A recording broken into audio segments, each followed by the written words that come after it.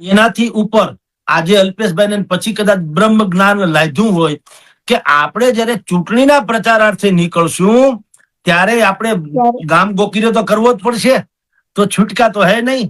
એટલે બધું વાળી પાઘડીનો વળ છેડે આવ્યો અને પછી એને એમ કીધું કે અલ્પેશ ઠાકોરે જ કીધું કે ભાઈ અમારો થોડીક મિસ્ટેક થઈ પણ અમે એમાં સુધારો કરીએ છીએ કે ડીજે નું ગુજરાતી વલ્ગર ગીતો ગાઈને કઢંગા નાચ કરવા તે છે.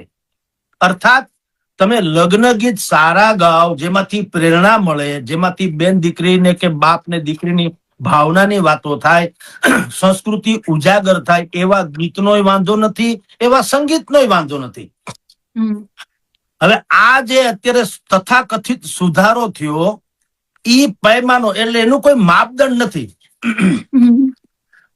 એટલે શું થાય, હવે ડીજે વાગડશે, કોઈ માણસ ધારો કે એમ કે આ બરાબર છે કે નહીં, કોણ નક્કી કરશે એમાં? કારણ કે બે ગીતે હશે લગ્નના અને બે એમાં મેલોડી ગીતે હશે, બે ફિલ્મના હશે, બધું હશે.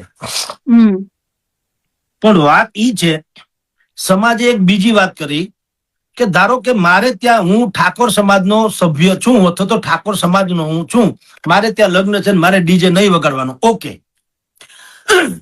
પણ બીજા કોઈ સમાજના, મારી જ પડોશમાં રહેનારા ઇતર કાસ્ટના, એને ઘરે પ્રસંગ છે ને ઈ ડીજે વગાડે તો મારે નાચવું કે કેમ? અને નાચું તો હું અપરાધી ગણાવું કે કેમ?